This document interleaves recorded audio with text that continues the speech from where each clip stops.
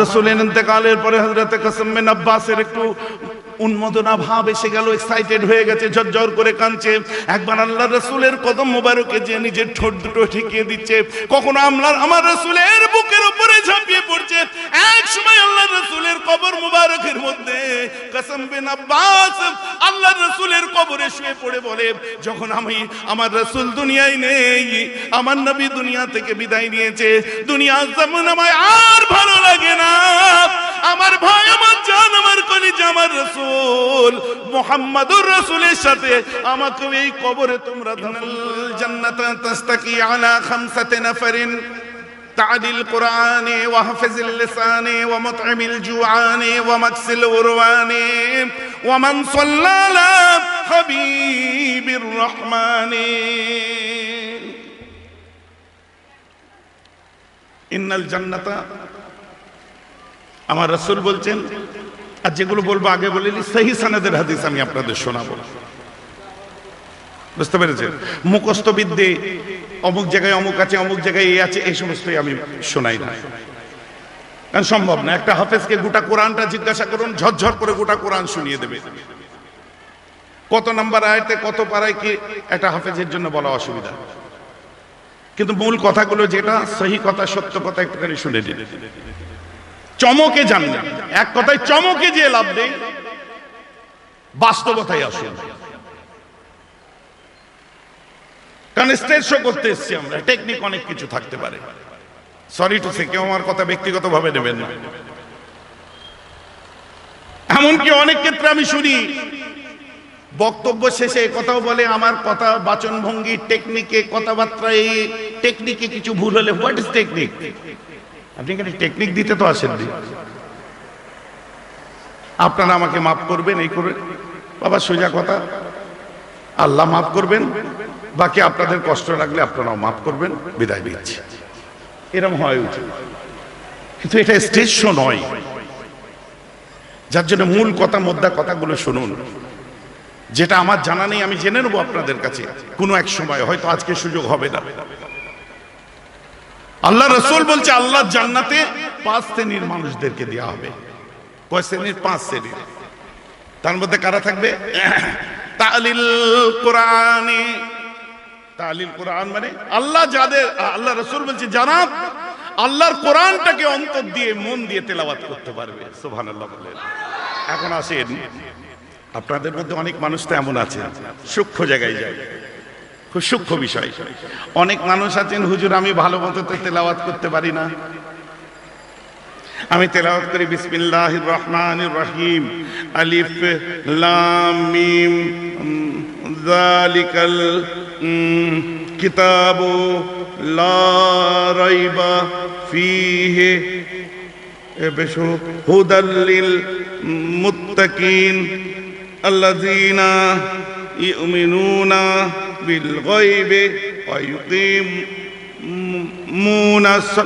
অনেকে এভাবে পড়ি না, হ্যাঁ কিনা বলে, বাস্তব কিনা বলে, তাহলে তো মন দিয়ে তেলাওয়াত হচ্ছে না। শুনুন, এটা আমি বলছি না, এই কথাটা আমি আপনাদেরকে শোনাচ্ছি না, খোদ আল্লাহর রাসূল বলছে, যারা আল্লাহর কোরআন তেলাওয়াত করতে বসে, কেমন করে পড়ে তা বলছে না, যারা কোরআন তেলাওয়াত করতে বসে, এর ব্যাখ্যা করতে যে মোল্লা আলী কারি রহমাতুল্লাহি আলাইহি বলছে, যারা সাধারণভাবে আল্লাহর কোরআন তেলাওয়াত করে, সুন্দরভাবে ঝরঝর করে তেলাওয়াত করে, এবং যারা আটকে আটকে, ঠেলে ঠেলে, টেনে টেনে, বাংলা ভাষায় কিভাবে বলে, এইভাবে যারা কোরআন পড়ে, যারা ঝরঝর করে পড়ছে, ওদের থেকে যারা আটকে আটকে পড়ছে, তারা ৭,০০০ গুণ বেশি সওয়াব পাবে। জোরে বলেন না সুবহানাল্লাহ। আমি একটু পাগলা টাইপের হুজুর ভাই, সব শুনেছে ভালো করে কোরআন পড়লে বেশি সওয়াব, ই বলছে আটকে সব কোরআন পড়লে আরো বেশি। হ্যাঁ জি, আল্লাহ জান্নাতের মধ্যে তারা একতলা দুতলা নয়, ওই আটকে আটকে কোরআন তেলাওয়াত করেনেওয়ালা মানুষগুলো 7 তবকা মঞ্জিলের মধ্যে বাস করবে। বলুন সুবহান। এখন হাফেজ সাহেব আমাকে এসে বলবে ভাইজান এই তো আমাদের আপনি বেকার করে দিলেন, আমরা এত সুন্দর করে কোরআন তেলাওয়াত করি, আলিফ লাম মিম যালিকাল কিতাবু লা রাইবা ফীহি হুদাল লিল মুত্তাকিন আল্লাযীনা ইউমিনুনা বিল গায়বি, আমরা এত সুন্দর করে পড়ছি। আর ও কি বলছে আলিফ লাম মিম যালিকাল, আমাদের থেকে ও ৭,০০০ গুণ বেশি সওয়াব পাচ্ছে। এটা কি রকম হলো? হ্যাঁ জি, আপনি আটকে আটকে পড়ার পরে যখন হাফেজদের মতো বা এবং ঝরঝর করে সুন্দর করে কোরআন পড়া শিখে যাবেন, তখন যদি আপনি আটকে আটকে কোরআন পড়েন, আবার ৭,০০০ গুণ উল্টো দিকে কাঁটা ঘুরে আপনার গুনাহ হতে থাকবে। নাউজুবিল্লাহ। ব্যাপারটা বোঝা গেছে তো নাকি? আমি একটা বাস্তব আপনাদেরকে শোনাই। কামাকে স্ট্রিটে একটা মসজিদে আসরের ওয়াক্তে আমি নামাজ পড়তে গেছি। তো আমি নামাজ পড়তে গেছি, আসরের নামাজ পড়েছি, আর এরকম একটা কম বয়সী ছেলে, brother in Islam brother in मिल्लत, आप सारे हज़रात से हमारे दरखास्त है कि थोड़ी देर बैठ जाए, दीन के बातें होंगे, इस्लाम के शरीयत की बातें होंगे, थोड़ी देर बैठ जाए। বলে আমরা সবাই কিছুক্ষণ বসে যাই, এখন দিনের কথা হবে, একটু বসে যাই। তাবলিগি জামাতরা যেটা করে,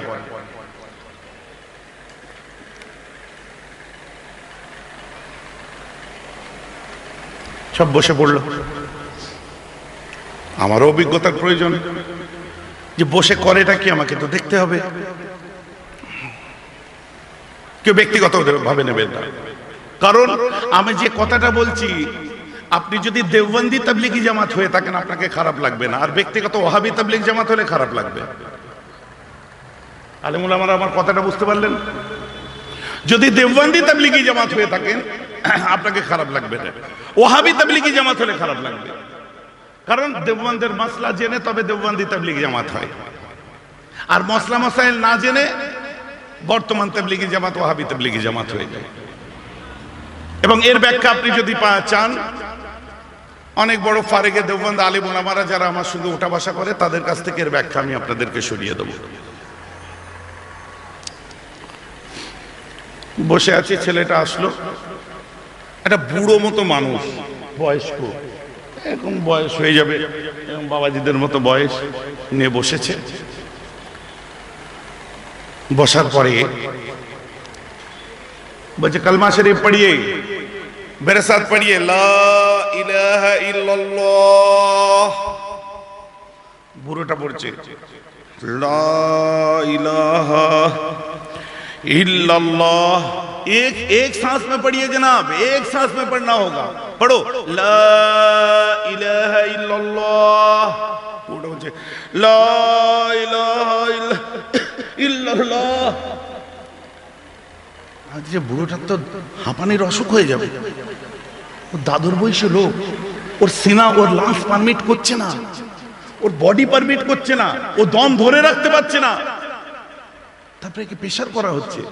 এখানে इधर आओ मौलवी, इधर आओ। बोलना क्या है, एटीट्यूड देखा क्या है, क्या कर रहे हो यहाँ, कर क्या रहे हो तुम।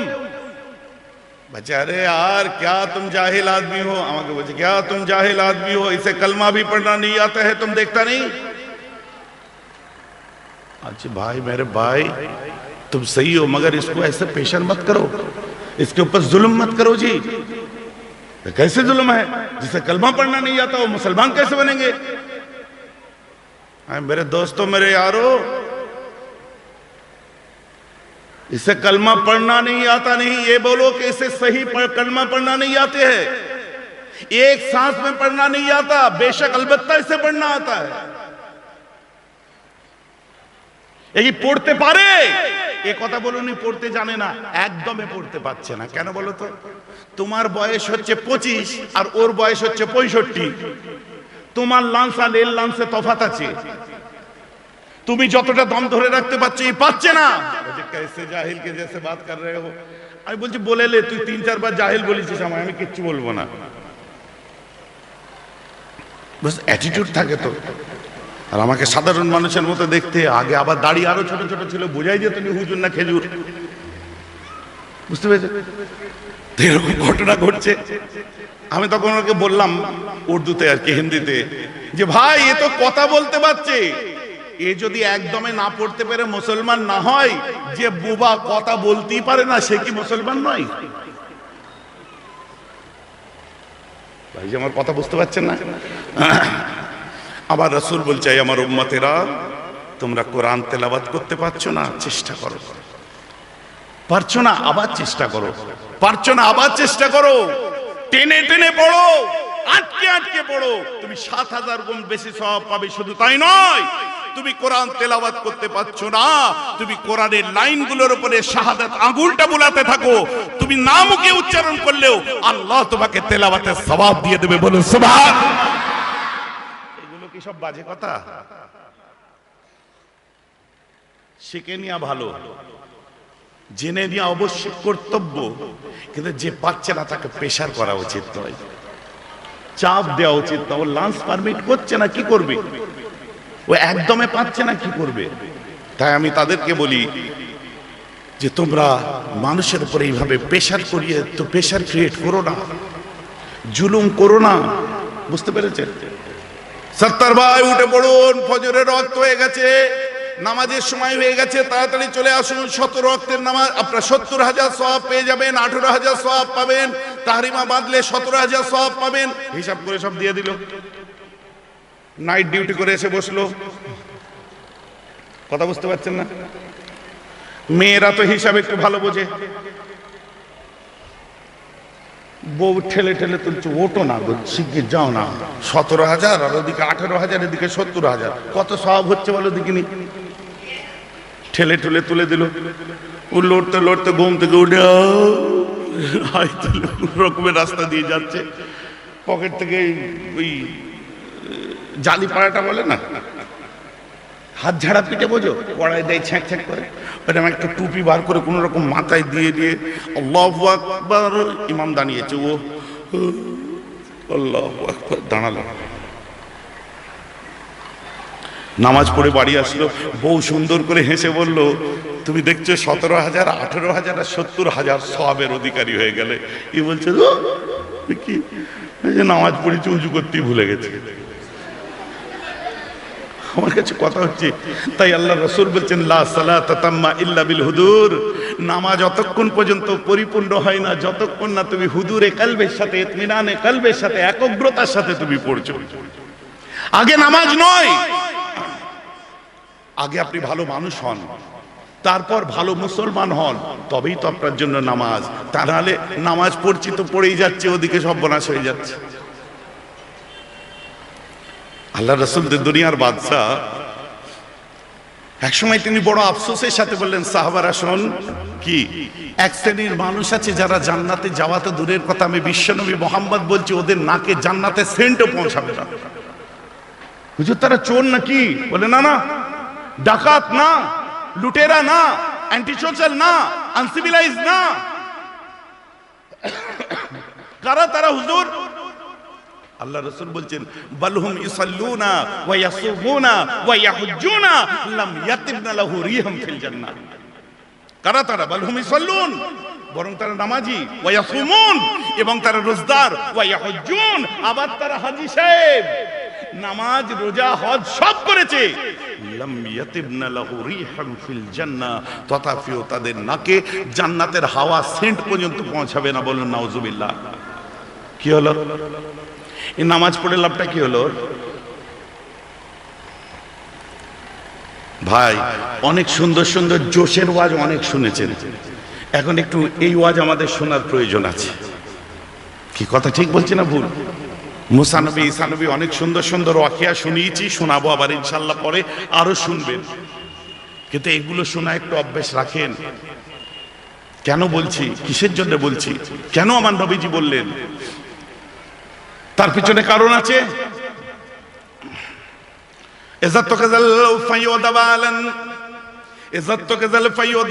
ওয়াল আমানাতু মাগনামান ওয়াজ যাকাতু মাগরামান ওয়া তুল্লিমা লিগাইরিদ দীন ওয়া তা'আর রাজুলু ইমরাতাহু ওয়া কাউমাহু ওয়া দনা সাদিকাহু ওয়া আকসাবাহু ওয়া যাহারাতিল আসওয়াতু ফিল মাসাজিদ ওয়া সাদাল কাবিলাতি ফাসিকুম আও কামা ক্বালা আলাইহিস সালাতু ওয়াস সালাম। আলামতে কিয়ামত সব কি? বলে আমানত মাগনামান, আমানতের সম্পত্তিগুলো বাপের সম্পত্তি বলে ভোগ করবে। কোনো হিসাব থাকবে না। মসজিদ চালাচ্ছে হিসাব নেই, মাদ্রাসা চালাচ্ছে হিসাব নেই, পাবলিক প্রপার্টি ডিল করছে হিসাব নেই, মেহরাব সিদ্দিকী কোনো দায়িত্ব নিয়ে আছো কোনো হিসাব নেই। আমানত গচ্ছিত সম্পদের উপর নিজের হস্তক্ষেপ করে নিজের আত্মসাৎ করছে। বুঝছো, নামাজ পড়ে লাভ নেই। যাকাত দেওয়াকে জরিমানা দিয়া মনে করবে জাকাত। আমাদেরকে এসে বলে, হুজুর ছেলে পিলেরা একটু নামাজ পড়ে না, একটু বলুন তো ঠিক করে। আমি ঠিক আছে চাচা বলবো। আর কি বলবো? বলছে রোজার দিনে আরাম করে খেয়ে দিয়ে বেড়ায়, একটু বলবেন তো যেন রোজা টোজা রাখে। আমি ঠিক আছে বলবো। শোনেন, আর কি বলবো? বলছে মুখে গান মান সব সময় লেগে আছে, দোয়া দরুদ কিচ্ছু পড়ে না, সব সময় কালমা পড়ে না, কিচ্ছু পড়ে না, একটু বলবেন তো। আমি বলবো। আর কি বলবো? বলছে ওই এখন থাক, বাকি পরে দেখা যাবে। আচ্ছা আচ্ছা শুনুন, ইসলামের স্তম্ভ 3টে না 5টা? কেন 5টা? আজ আপনি 3টে বলতে বললেন আর 2টো কার জন্য বাদ দিলেন? কলেমা বলতে বললেন, রোজা বলতে বললেন, নামাজ বলতে বললেন। আর এই 3টে ইবাদতে 4 আনা পয়সা খরচা নেই, আর 2টোতে খরচা আছে, একটা হজ আর একটা জাকাত। ওই 2টো বাদ দিতে বললেন কেন? ও চাচা আপনি হজ করেছেন? ও চাচা আপনার কত টাকা এবারে জাকাত হয়েছিল, সঠিক হিসাবটা বলুন তো। যা দি ওই হিসাব করে দেখলে বেশি হয়ে যাবে। আমি তোমায় কে উদ্ধার করতে বলেছে, সঠিকটা বলো। বুঝতে পারছেন আমার কথা?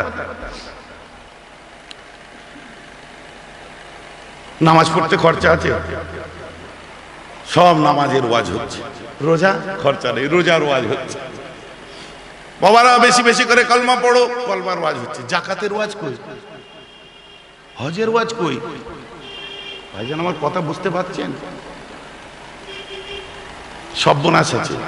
এতগুলো মানুষ বসে আছেন।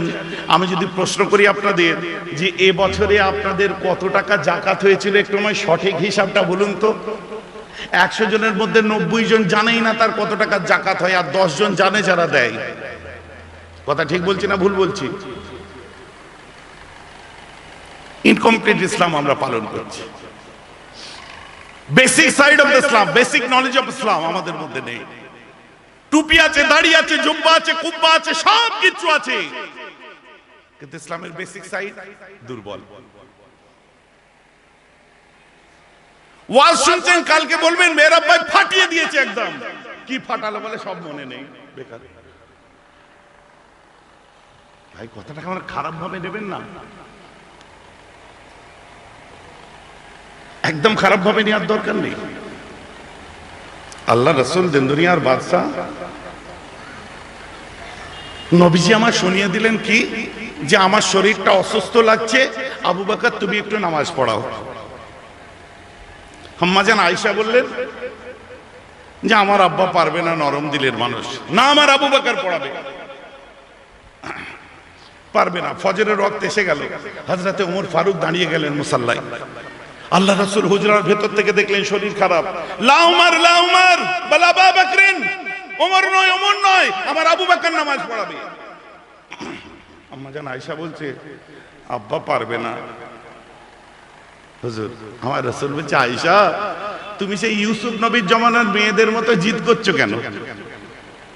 জি হুজুর, আপনি যেটা ভালো বোঝেন করেন। আল্লাহ রাসূল 15 দিন অসুস্থ অবস্থায় ছিলেন। 17 ওয়াক্তের নামাজ, 15 দিন অসুস্থ ছিলেন, আর 17 ওয়াক্তের নামাজ আবু বকর সিদ্দিক পড়িয়েছিলেন। এই 17 ওয়াক্ত নবী ইমামতি করতে পারেননি, আবু বকর সিদ্দিক ইমামতি করলেন। আল্লাহ রাসূল দেখতেন কেমন ইমামতি হচ্ছে। আপনি বলবেন কই আমার নবী জামাতে গেলেন না? শোনেন, রাসূলের আগে ইমাম কে হবে? নবীর আগে ইমাম হবার ঘাড়ে রক্ত কার আছে? এমনকি আল্লাহ রাসূল কোন ক্ষেত্রে কোন জায়গায় নামাজে দেরিতে পৌঁছেছেন, ওমর ফারুক ইমামতি করছেন বা ওসমান গনি করছেন, রাসূলের আসার ইশারা পেয়েছে, ইমামের জায়গা থেকে সরে গেছে, সেখান থেকে আমার নবী নামাজ পড়িয়েছে। বলুন না সুবহানাল্লাহ। এটা মাওয়াল ছিল। তো নবীর ইমাম কে হবে? যার জন্য আল্লাহ রাসূলের বলছি শুনুন, আগিয়ে চলুন। তো এরকম ভাবে দিন কাটতে কাটতে কাটতে 15 দিন এইভাবে গেল। একদিন ফজরের রক্তে আল্লাহ রাসূল আসলেন, মসজিদে নামাজ চলছে। তখন ফজরের রক্তে রাসূল পাক গেলেন, তখন নামাজ চলছে। সাহাবা ইকরামরা খুশি যে আমার নবী খুব সুস্থ হয়ে উঠেছেন, ফজরের রক্তে এসেছেন। আল্লাহ রাসূল ইন্তেকাল করেছিলেন, কি রোগ হয়েছিল শেষ বেলায় আমাদের জানা দরকার। নবীজি ইন্তেকাল করলেন, বুকে ব্যথা হয়েছিল, বুকের দরদ হয়েছিল। তো সাহাবা ইকরামরা আল্লাহ রাসূলকে দেখলেন, দেখার পরে বলছে এবারে আমার নবী ঠিক হয়ে যাবে, এখন হয়তো নবী ইন্তেকাল করবেন না, এখন মোটামুটি ঠিক আছে, আমরা এবার কাজে ব্যস্ত হয়ে যাই, আমরা ব্যবসা বাণিজ্যে যাই। কবে? 15 রবিউল আউয়াল। 15 রবিউল আউয়াল যে যার কাজে চলে গেল। কিন্তু আব্দুর রহমান বিন আওফ যাননি, ওমর ফারুক যাননি, উসমান গনি যাননি, আবু বকর সিদ্দিক যাননি, হযরতে আলী যাননি, ইনারা সব রয়ে গেছে নবীজির সাথে। হযরতে ফজল বিন আব্বাস জাননে, কসম বিন আব্বাস জাননে, আউস বিন খলি জাননে, হযরতে সাকরান জাননে, নবীজির সাথে রয়ে গেছে মুহাজির আনসার সবাই মিলে। ঠিক শাস্তে আমার রাসূলের মানে সূর্য ডুবার পরে মাগরিবের পরে নবীর ব্যথা আরম্ভ হলো, শরীর অসুস্থ হলো, আর আল্লাহ রাসূল রাত পোহাতে যাচ্ছে, আমার নবী ইন্তেকাল করলেন। বলুন ইন্না লিল্লাহি ওয়া ইন্না ইলাইহি রাজিউন। হে বাবু, এই আর কতবার বলতে হবে?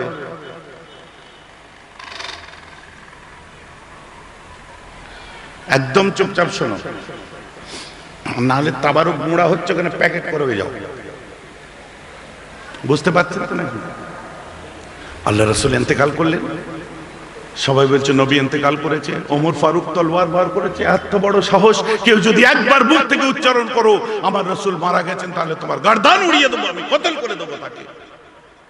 ওমর ফারুক রেগে যাচ্ছে। সবাই বললো আবু বকর, কি আপনার তো মেয়ের ঘর, আম্মাজান আয়েশার গৃহে আপনি একটু প্রবেশ করুন, হালটা কি আছে দেখে আসুন। আবু বকর সিদ্দিক চলে গেলেন, ফিরে আসলেন, মন খারাপ, চোখে পানি, কারণ আমার রাসূল আর দুনিয়ায় নেই, নবীজি আমার দুনিয়ায় নেই।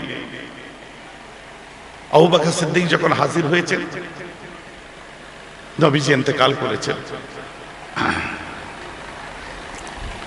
বেরিয়ে এসে আবু বকর সিদ্দিক মাথাটা নিচু করে সবাইকে শোনালেন, ওমা মুহাম্মাদুন ইল্লা রাসূলুন বলে কোরআন পাকের আয়াত শোনালেন, যার অর্থ যে তোমরা সবাই শোনো, মুহাম্মদ সাল্লাল্লাহু আলাইহি ওয়াসাল্লাম নবী ছাড়া অন্য কিছু নয়, তিনি আল্লাহর রাসূল।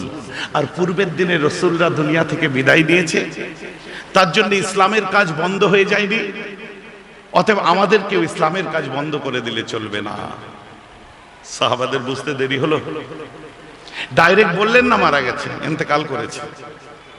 আর রাসূলের ইন্তেকাল আলাদা রকম, আমার আপনার মতো মওত নয় না। কোরআন বলছে কুল্লু নাফসিন যায়কাতুল মউতে, প্রত্যেককে মরতে হবে। হ্যাঁ, মরতে হবে।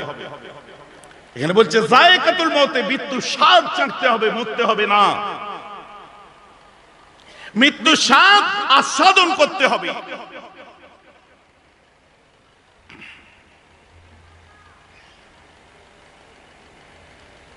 এখন আপনার পেটে যদি গ্যাস্ট্রিক হয়ে থাকে, গোশের তরকারি চাটতে যেই তো অ্যাসিডিটি অম্বল হয়ে খাটিয়া খাড়া হয়ে যাবে। আর আপনার যদি পেট চাঙ্গা থাকে, আপনার যদি পেট সক্রিয় থাকে, লিভার ফাংশন ঠিক থাকে, ও চাঁকতেও চাঁকবেন, 2 কেজি কোথায় গায়েব হয়ে যাবে। অতএব আমাদের ইমানের মধ্যে ক্যান্সার হয়ে বসে আছে, ইমানে আলসার হয়ে আছে, আমরা চাঁকতে যেই খাটিয়া খাড়া। আর আল্লাহর ওয়ালিরা মওত এসেছে তো হেসেছে তারা। এখন আপনি বলবেন আল্লাহ রাসূল তো কষ্ট পেয়েছিলেন, মৃত্যুর যন্ত্রণা হয়েছিল। হ্যাঁ, আমার রাসূলের মৃত্যু যন্ত্রণা হয়েছিল। আল্লাহ রাসূল বলেছিলেন সাকরাতের কষ্ট বড় কষ্ট, আমার মওতের কষ্ট, ইন্নাল মাউতা সাকরাতুন, মওতের একটা সাকরাত আছে যেটা বড় কঠিন। আল্লাহ রাসূলের কেন হয়েছিল?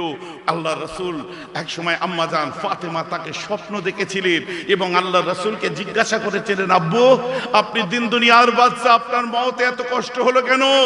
আম্মা জান ফাতেমা বর্ণনা করছেন, আমাকে আমার আব্বা বলেছিলেন, এটা আম্মা জান ফাতেমা সালতানাত ইসলামের মুকদ্দাস শাহজাদি, আলমে তাসহিরের মসজিদের মালিকা আম্মা জান ফাতেমার এটা রুয়ায়ে সাদেকা সত্য স্বপ্ন ছিল। আম্মা জান ওই সময় বলেছিলেন, শোনো আব্বু আমাকে বললেন যে আমি আল্লাহর কাছে দোয়া চেয়েছিলাম, যে দোয়াটা কবুল হতে বড় কষ্ট সময় লেগেছিল, যে কি মওতের কষ্ট, বড় কষ্ট আমার গুনাহগার সিয়াকার খাতাকার উম্মতগুলো সহ্য করতে পারবে না। আল্লাহ আমার तमाम উম্মতের মওতের কষ্টটা আমি মুহাম্মাদের উপর দিয়ে তুলে নাও, জোরে বলুন সুবহানাল্লাহ। তার জন্য আমরা বলি আব্বা যেন ঘুমিয়ে গেলেন, মা যেন ঘুমিয়ে গেলেন। তোমার আব্বা আমার আব্বা, তোমার মা আমার মা নবীর থেকে বড়। রাসূলের কষ্ট হয়েছে আর তোমার আব্বা ঘুমিয়ে গেলেন বলছো? ভাই আমার ওয়াজ বুঝতে পারছেন তো নাকি? না, এইটাই তো আমার রাসূলের দোয়া, যে আমার উপর দিয়ে আমার तमाम উম্মতের মওতের কষ্টটা তুলে দিও। মওতের সময় জানো ওরা কষ্ট পেয়ে কলমা পড়তে ভুলে না যায়, মওতের সময় ওরা যেন বেঈমান হয়ে না মরে, ওই জন্য ওদের মওতের কষ্টটা আমার উপর দিয়ে দিও। ভাই আমার কথা বুঝতে পারছেন? বাকি আল্লাহ রাসূলের না এসে ওমর ফারুক যে বললেন, আবু বকর সিদ্দিক বললেন যে পূর্বের নবী সমস্ত রাসূলরা মরণশীল, আমার রাসূলও মরেছে, অতএব সমস্ত নবীরা মরণশীল, আমার নবীও মুহাম্মদ সাল্লাল্লাহু আলাইহি ওয়াসাল্লাম রাসূল ছাড়া অন্য কিছু নয়। তার মানে তো এটাই বোঝায়, মাওলানারা আবার ব্যাখ্যা করে নিজের মতো, তাহলে আমার রাসূল তো মরেছেন। শুনুন, আমার রাসূল মৃত্যু সাধন করেছে। আবু দাউদ শরীফ খুলুন, আল্লাহ রাসূলকে এক সময় যে জিজ্ঞাসা করা হলো যে হুজুর ফাকাইফা তুরাদু সালাতুন আলাইকা ফারিমতা ক্বালা ইয়াকুলুনা বালিতা, হুজুর আপনার ওফাতের পরে, মওতের পরে আপনার শরীরটা কবরে রাখলে কবরের মাটি আপনাকে খেয়ে নেবে, ওই সময় আমাদের দরুদ সালাম আপনার কবরে পৌঁছে লাভ কি হবে? আল্লাহ রাসূল তার জবাব দিয়েছিলেন, শোনো ইন্নাল্লাহা হারামা আলাল আরদি আন তাকুলা আজসাদাল আমবিয়া ফানাবিয়ুল্লাহি হাইয়ুন ইউরযাকু। খবরদার এ কথা বলো না, আমি নবী মরে যাব না, আমি মিটে যাব না, শেষ হয়ে যাব না। ইন্নাল্লাহা হারামা আলাল আরদি, নিশ্চয়ই আল্লাহ হারাম করে দিয়েছে মাটির উপরে। কি হারাম করেছে? আন তাকুলা আজসাদাল আমবিয়া, কেবল আমি নয় সমস্ত নবীদের লাশ খাওয়াকে মাটির উপরে আল্লাহ হারাম করে দিয়েছে, জোরে বলুন সুবহানাল্লাহ। ফানাবিউল্লাহি, কেননা আল্লাহর নবীরা হাইয়ুন, মুর্দা নয়, কবরের মধ্যে জিন্দা থাকে। ইউরযাকু, তাদেরকে কবরে রিজিক প্রদান, খাদ্য দান করা হয়। এখন কেউ যদি বলে নবী মরে গেছে, নামধারী আহলে হাদিস বার হয়েছে, আমাদের থেকে বেশি কিছু বোঝার দরকার নেই, তিনি নবী ছিলেন, আমরা নবী না, এটাই তফাৎ। ওহাবিরা এখন যদি মত পোষণ করে, আসলে আমরা বাঙালি তো, যে যা বুঝায় আমরা তাই বুঝে যাই, নেটে দেখছি বুঝে যাচ্ছে, বুঝতে পারছেন? ইউটিউব খুলছি বুঝে যাচ্ছে, এটা তো তাহলে ঠিকই বলেছে হুজুর। যে হুজুরটা বলেছে তার এডুকেশনের কোয়ালিফিকেশন দেখেছেন? আপনি একবার লেস তুলে দেখেছেন বেড়ে নাকি? কথা বুঝতে পারছেন না? দেখেননি আপনি, আমি বলিনি, আপনারা বললেন, আমি শুধু বেড়ে বলেছি। কথাটা আমার বুঝতে পারছেন তো নাকি? দেখেননি একবারও? সে ওহাবিদের মাওলানা বললো, সালাফিদের মাওলানা বললো, নামধারী সালাফি, নাকি শিয়াদের মাওলানা বললো, না মুতাজিলা বললো, না জাহমিয়া বললো, না জাবরিয়া বললো, না মুজাসসিমা বললো? কোন দলের আপনি দেখলেন না বলেছে বাবা হুজুরের চেহারা হেভি, এটাই ঠিক?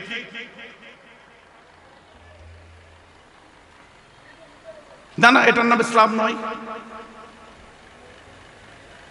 সারা পৃথিবীর মধ্যে যে আকীদা নিয়ে আমরা চলি, ৯৭% মুসলমান ওই একই আকীদায় চলে। বুঝতে পাচ্ছেন কি পাচ্ছেন? এবার আমাদের আকীদাটা কি? ইয়া নবী সালাম আলাইকা পড়ি, ওটা আকীদা? আমাদের আকীদাটা কি? আমরা আজানে হাত তুলে মুনাজাত করি, আকীদা? আকীদাটা কি? কথা বুঝতে পারছেন না? এগুলো কোনো এতেকাদি বিষয়ের মধ্যে পড়ে না, ওগুলো আমাদের আকীদাত, পেশে আকীদাত, ওগুলো আমাদের সচরাচর আমাদের আপনার উত্তম কর্মগুলো, কিন্তু আমাদের আকীদায় নিশ্চয় আকীদায় মাতুরিদিয়ার অন্তর্ভুক্ত। আমরা আকীদায় মাতুরিদিয়া, এর মধ্যে আকীদার অনেক ব্যাপার আছে, আকীদায় তাহাবিয়া, আকীদায় নাসফিয়া। আমরা কোন আকীদার মানুষ, আলেমুল আমাদের সেগুলো আলোচনা করা দরকার। অতএব এটা জলসাই বলে শেষ করতে পারবো না, এর জন্য ট্রেনিং সেন্টারের প্রয়োজন আছে। যেমন তাবলীগ জামাতদের দেখুন, দোয়া দরুদ শিখেছে, তার মিজাজ কত। হাসির দোয়া কাশির দোয়া শিখে তার ঘ্যাম কত, অ্যাটিটিউড দেখলে অবাক হয়ে যাবে।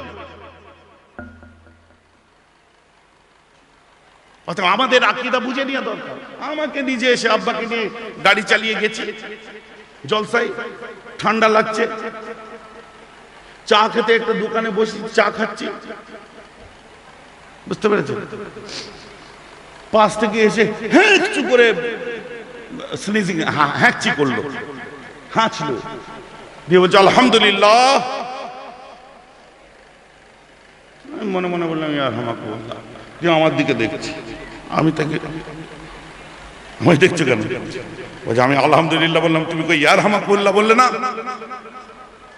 আচ্ছা ওরাও তো আছে, ওদেরকে বলুন না, আমাকে কেন বলছেন? আমার তখন হুজুর লাগতো, বুঝলেন, ফাজিল সেকেন্ড ইয়ার 10 ইয়ার এরকম পড়ি, ওদেরকে বলুন, ওরাও তো বসে আছে। ওরা হুজুরের ড্রাইভার, তুমি হুজুরের সাথে ঘুরো, তোমাদের হুজুররা এই শিখাই। আজ আমি আস্তে করে বলেছি, ওইখানে জোরে বলতে পারো না? আজ তুমি চেপে রাখতে পারো না? কি চেপে রাখবো? তুই হ্যাঁচি চেপে রাখতে পারো নি?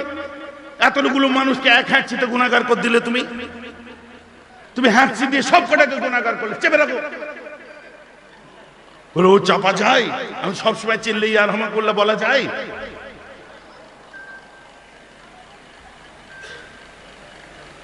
ওই জন্য বলে জানা ভালো। আমি সেটাই বলছি যে আমাদের এত সুন্দর সিস্টেম,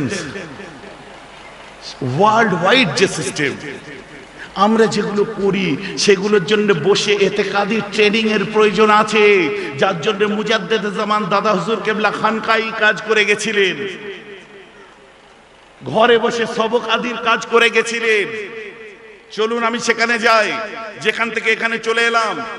আল্লাহর রাসূল ইন্তেকাল করলেন, এই আয়াতটা শোনার পরে যত সাহাবারা হাফেজ ছিলেন প্রত্যেকে তালিল কোরআন ছিলেন, আল্লাহর কোরআন সুন্দর করে তেলাওয়াত করতে পারতেন। তানারা বললেন যেন আবু বকর সিদ্দিকের মুখে আমরা এই আয়াতটা জীবনের প্রথম শুনলাম, এত কষ্ট লেগেছিল। হযরতে বিলাল পাগলের মতো ঘুরছে, আমার নবী দুনিয়ায় নেই, নবী চলে গেছে, আমার নবী নেই, আমার নবী নেই। হযরত ওমর ফারুক বলছে, যখন আমি আবু বকর সিদ্দিকের মুখে এই কথাটা শুনলাম, সঙ্গে সঙ্গে ধপ করে জমিনে পড়ে গেলাম, আর উঠে দাঁড়াতে পারছি না, যেন মনে হচ্ছে আমার দুটো পাকে কে তলোয়ার দিয়ে কেটে দিয়েছে। সমস্ত সাহাবারা একত্রিত হলেন, নবী আমার দুনিয়া থেকে চলে গেছে। হ্যাঁ গো, বুঝতে পারছেন তো নাকি? সুর টান লাগবে নাকি? সুর দিতে হবে নাকি? আমি পারবো না, আমি পারি কিন্তু আপনাদের শুনতে খারাপ লাগবে, অত সুন্দর সুর আমি পারি না। মাশাআল্লাহ, যাদের গলার এরহান সুন্দর তানারা সুন্দর করে পারেন। আমি একটু কথা বলার মতো করে বলি, আপনাদের বুঝতে অসুবিধা হচ্ছে নাকি? তাতে আপনাদের মাথায় ভালো ঢুকবে এই ব্যাপারটা। শোনেন, সাহাবা একরামরা সব বসে আছে, সবাই বললো এক কাজ করো, সাকিফায়ে বানি সাঈদায় আমরা যে বসি, একটা ছাদ যেখানে নবীজি বসতেন, বিচার করতেন, যেখানে বসে সিদ্ধান্ত নিতেন, একটা পার্লামেন্ট টাইপের, সাকিফায়ে বানি বানি সাঈদা। সবাই মিলে ইচ্ছায় অনিচ্ছায় যে সকলে সেখানে বসলো। আল্লাহর রাসূল যখন ইন্তেকাল করলেন, আমার নবীর ঘরে তখন কারা ছিলেন? ঘরে ছিলেন আম্মা জান আয়েশা, এক, হযরতে আলী উল মুর্তজা, হযরতে আলী, আর কে ছিলেন? হযরতে ফজল বিন আব্বাস, নবীজি ছোট চাচার ছেলে, হযরতে কসম বিন আব্বাস, নবীজি ছোট চাচার আরেক ছেলে, হযরত আব্বাস রাদিয়াল্লাহু আনহু ছেলে। আর কে ছিলেন? দুজন আনসারী সাহাবা ছিলেন, আউস বিন খুলি, আর কে ছিলেন? হযরতে সাকরান। এই পাঁচজন পুরুষ আর আম্মা জান আয়েশা। নবীজি ইন্তেকাল করেছে, সব বন্দোবস্ত হচ্ছে। নবী ইন্তেকাল করলেন কোন দিনে? সোমবারে। আল্লাহর রাসূলের দাফন হলো, কবরে রাখা হলো কি বারে? বুধবারে। আমাদের অনেকে টিটকিরি করে যে তোদের হুজুরে আজ মরেছে, দুদিন ধরে কত পয়সা কামাবে, তারপর কবর দেবে। করে কি করে না? করে কি করে না? আসলে কি জানেন, আমাদের বাড়ির কেউ ইন্তেকাল করলে আমাদের আত্মীয় স্বজনরা দূর দূরান্তে থাকে, মুরিদ মুতাকিদিন যারা আছে দূর দূরান্তে থাকে, তারা সবাই এসে পৌঁছাতে পারে না। হাদিস পাকের মধ্যে বলা আছে যত তাড়াতাড়ি সম্ভব দাফন করে দাও। কিন্তু তাড়াতাড়ি দাফন করে দেওয়া ফরজ বলে কোনো জায়গায় লেখা নেই, তাড়াতাড়ি করে দিয়ে ওয়াজিব বলে কোনো জায়গায় লেখা নেই। কথা বুঝতে পারছেন? তাই আব্বা ইন্তেকাল করলেন শুক্রবারে সন্ধ্যার সময়, আর মাটি হলো শনিবার সারাদিনটা গেল, রবিবার দিন বেলা 10টায়। আমার বড় চাচাজান পীরাল্লামা সাইফুদ্দিন সিদ্দিকী হুজুর ইন্তেকাল করলেন সোমবারে। বুঝতে পারছেন তো নাকি? মঙ্গলবার দিনটা সবাই রাখা হলো, বুধবারে দাফন হলো। আল্লাহ রাসূল ইন্তেকাল করলেন সোমবারে, বুধবারে দাফন হলো। কথাটা আমার বুঝতে পারছেন তো নাকি? অতএব যে কোনো কথা বলার আগে একটুখানি ভেবে চিন্তে বলবেন, শুধু ফ্রিতে সমালোচনা করা উচিত না। এই দুদিন টাইম লাগলো কেন? কবর টবর সুন্দর করে খোঁড়াখুড়ি করে সুন্দর মতো দুরস্ত করে সবকিছু করার পরে আল্লাহ রাসূলকে কবরে রাখা হলো। নবীজির জানাজার ইমামতি কে করলেন? কে করেছেন? আরে সে খোদ আল্লাহ রাসূল, তার আবার ইমাম কে হবে? বলেন না সুবহানাল্লাহ, জোরে বলেন সুবহানাল্লাহ। তিনি খোদ আল্লাহ রাসূল, তার আবার ইমাম কে হবে? আমার নবীজির জানাজা আমাদের যেমন জানাজা হয় এইভাবে জানাজা হয়নি। আল্লাহ রাসূলের জানাজা হয়েছে দুজন পাঁচজন করে, প্রথমে ফ্যামিলির লোকজন গেল, যাওয়ার পরে দাঁড়ালেন হযরতে আলী রাদিয়াল্লাহু আনহু, তিনি যেসব কথাগুলো শিখিয়ে দিচ্ছিলেন সেই দোয়াগুলো মুখ দিয়ে পড়ছিলেন, আবার বেরিয়ে এলো, আবার গেল, যেসব দোয়া পড়ে শিখিয়ে দিচ্ছিলেন আবার শিখিয়ে দিলেন। কিতাব খুলে দেখুন, হযরতে আপনার কি বলে মাজমু জাওয়ায়েদের মধ্যে দেখুন, বলছে এক সময় এক দোয়া পড়েছে, পরে হযরত আলী আরেকজনকে আরেক দোয়া বলেছেন। বুঝতে আমার পাচ্ছেন তো কথাটা নাকি? একই দোয়া। তো এইভাবে দুদিন কেন টাইম লাগলো? আল্লাহর রাসূলের 1,40,000 সাহাবা 5 জন 7 জন করে যে বারবার জানাজা পড়েছে। বলেন না সুবহানাল্লাহ। এটা আপনাদের এটা জানা হলো তো নাকি? সকলে জানা হলো তো নাকি? এগুলোর প্রয়োজন আছে না নেই? যেটা প্রয়োজন সেটা শুনুন। তারপরে আল্লাহ রাসূলকে কবর মোবারকে যখন শোয়ানো হলো, আল্লাহ রাসূল যার কথা বলতেন যে পোশাকে আশাকে বেশ ভূষে, এখন পাগড়ি নিয়েছে, বসে পড়েন, বসে পড়েন। আমার কথাটা আপনারা বুঝতে পারছেন? আল্লাহ রাসূল বলতেন যে আমার সঙ্গে স্টাইলে, চাল চলনে, চেহারার সঙ্গে, ক্যারেক্টারে সব কিছুতে যার মিল আছে ওইটা হলো আমার ছোট চাচা আব্বাস হুজুরের ছেলে হযরতে কসম বিন আব্বাস। বুঝতে পারছেন? আমার রাসূলের ইন্তেকালের পরে হযরতে কসম বিন আব্বাসের একটু উন্মোদনা ভাব এসে গেল, এক্সাইটেড হয়ে গেছে, ঝরঝর করে কাঁদছে। একবার আল্লাহ রাসূলের কদম মোবারকে যে নিজের ঠোঁট দুটো ঠেকিয়ে দিচ্ছে, কখনো আমার রাসূলের বুকের উপরে ঝাঁপিয়ে পড়ছে। এক সময় আল্লাহ রাসূলের কবর মোবারকের মধ্যে কসম বিন আব্বাস আল্লাহ রাসূলের কবরে শুয়ে পড়ে বলে, যখন আমার রাসূল দুনিয়ায় নেই, আমার নবী দুনিয়া থেকে বিদায় নিয়েছে, দুনিয়ার যেমন আমায় আর ভালো লাগে না, আমার ভাই, আমার জান, আমার কলিজা, আমার রাসূল মুহাম্মাদুর রাসূলের সাথে আমাকে এই কবরে তোমরা দাফন করে দাও। কি একটা মর্মান্তিক অবস্থা! পাগলের মতো কাঁদছে আর কবরের মধ্যে শুয়ে বলছে, আমাকে আমার রাসূলের সাথে দাফন করে দাও, আমি মুহাম্মদ ছাড়া দুনিয়ায় আর বাঁচতে পারবো না। আমি যেদিকে তাকিয়েছি আমার রাসূলকে দেখেছি, আমার রাসূল দুনিয়ায় নাই, আমি আর দুনিয়ায় থাকতে চাই না, অতএব আমাকে রাসূলের সাথে কবর দিয়ে দাও। কঠিন মর্মান্তিক অবস্থা। সবাই মিলে জবরদস্তি করে জোর করে কসম বিন আব্বাসকে কবর থেকে তোলা হলো, আল্লাহ রাসূলকে কবর মোবারকের মধ্যে শুইয়ে দেওয়া হলো, কবর দরস্ত করে দেওয়া হলো। এর মধ্যে একটা ঘটনা ঘটলো, কি কবরে দেওয়ার আগে প্রাক মুহূর্তে যখন ওদিকে কবরের কাজ আরম্ভ হচ্ছে, একটা নতুন জিনিস আপনাদের বলে দিই, অনেকে আলেম ওলামারা জানেন, সাধারণ মানুষের জন্য